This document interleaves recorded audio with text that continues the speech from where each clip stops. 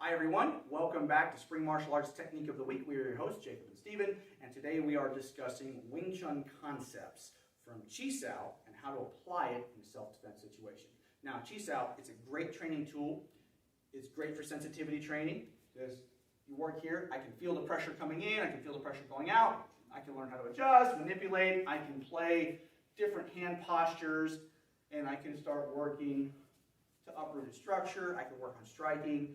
He can do the same thing with me. It's very similar to grappling because, again, pressure sensitivity training, you learn how the body manipulation is working, you develop your posture, you develop your position, then you develop the submission and grappling. Same thing here. I develop my posture, I develop my position, I develop my attack, so I can learn to close the center. How do you take Chi Sao, and we'll just give a couple of techniques here, how do you take Chi Sao and apply it in a self-defense situation? Because when you're in self-defense, nobody fights like this. Nobody. And if they do, well, they're probably going to get hurt.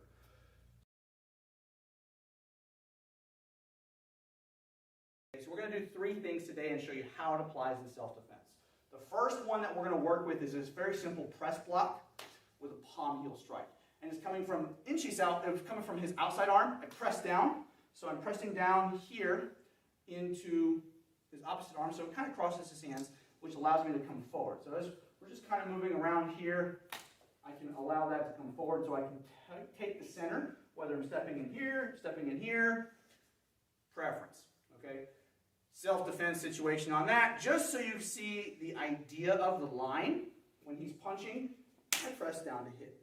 If he punches here, I can press down to hit. Punch again, that swing, I press down to hit. I can go to the outside, I can go to the inside. It's linear.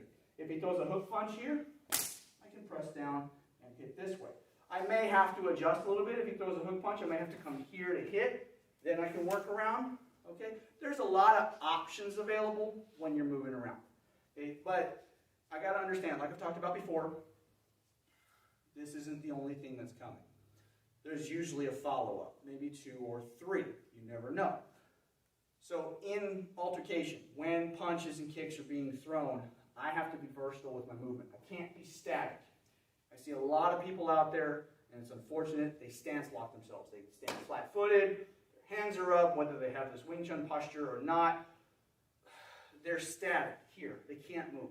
So when this person, my opponent, is moving around me, I'm not going to have enough time to unlock my position to move. So I need to be light on my feet, and I need to work distance management. Chi Sao and sparring, you can do a number of things here and play a lot of nice, beautiful, pretty positions and techniques. In sparring, in reality, fighting, you're only going to get about 2 or 3 of them in when you're going full speed. So if he's coming in with those double punches, I'm here, I can move to hit. I don't know when he's coming in or where he's coming from. He's just throwing punches, and I'm working my posture, my position to get this press block and palm heel. Now, what about if somebody's say, you're not really fighting yet, but somebody's just threatening you, and then they put their hands on you and go to shove you? Oh, I mean, if we're here, and we got to look at distance management on this. If he's in this range here, okay, he can reach out and he can touch me without me being able to move, or without him being able to move. He can reach out and touch me here. Then he's going to either A, push me, or worse off, B, sucker punch me, and I'm not going to have reaction time to this. So here, if he pushes, my hand's not going to go up. Let's say I want to block his hand, and he's here. I'm not going to work like that. I'm not going to work like that. My body will not function like that. I need to make sure that if he's here, that he's at least here to have to take a step in. Okay, that gives me reaction time to move. But let's just take the scenario base right now. He shoves me here. I go, oh, hands come up. He goes again. There's my press block and palm heel. He's going to run right into it. You have any kind of follow-up you want. You can sweep. You can come and do additional strikes. You can do a lot of variation from that point. And again, it's real simple. Maybe I'm rubbing my eye or something because I got sweat in it. He's coming up here to like me, pushes me. Go, hey, man, boom, runs right into it. And notice how I move to the side a little bit. Press down, and my hips rotating back in for this palm heel. So he's going to run right smack dab into that. Okay, that's one method of doing it on self-defense. Second technique. Looping around, pressing underneath that elbow, striking to the ribs. Okay? That is right out of Wing Chun dummy. That's out of the first section. With the Tan Sao, I could use Bu Sao. Either way, I'm using the arm connection here to cover the behind the elbow to make the strike to the ribs. So again, in Chi Sao, we're moving around, we're walking, whatever. I adjust it, come in behind the elbow, strike to the ribs. Real nice, real pretty. How does it work in self-defense? We'll take the same linear strike so you can see the angle. Here, I can work to the outside. Okay, punch to the inside. I can work to the outside. And notice I'm always adding an extra check in there. Okay, because we do punches, I want to make sure that I can get this movement in and my hand's guarded up.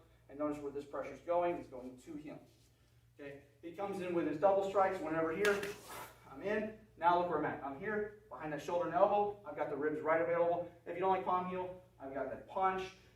I've got sweeps right here. I've got leg locks. I've got a lot of things I can do from this point. Okay, third technique. Third technique.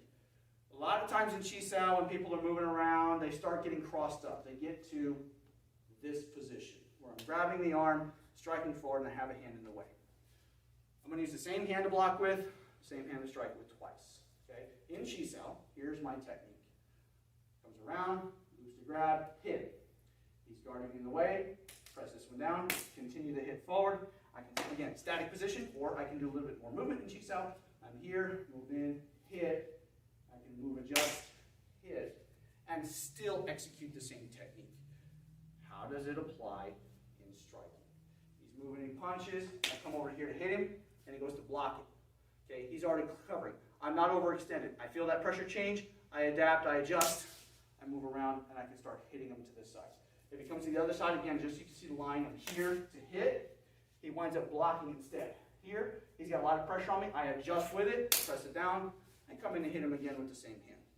Okay, he comes in with his double strikes here. 1, 2, boom. He's already got his hand up as I'm coming in. He's faster than me, apparently. I don't like that pressure. I change it. And I move to the other side here to make my hits. You can work hammer. You can work knife hand. You can work palm heel. You can work elbow. For sensitive area, you can work spear hand to the throat, to the eyes. You have a lot of options available on that. And again, this is just taking some of the Chi Sao concepts from sticky hands and applying it into a self-defense aspect. When you train, you have to pressure test it. If you're not able to pressure test it, then you're not going to really be able to train it properly and see if it's going to be functional for you. Everything we do has a purpose. Every form, every technique, every posture, every position. It has a specific purpose. But in order to find out what that purpose is, you have to pressure test yourself. You have to pressure test your techniques. And that, my friends, will conclude Technique of the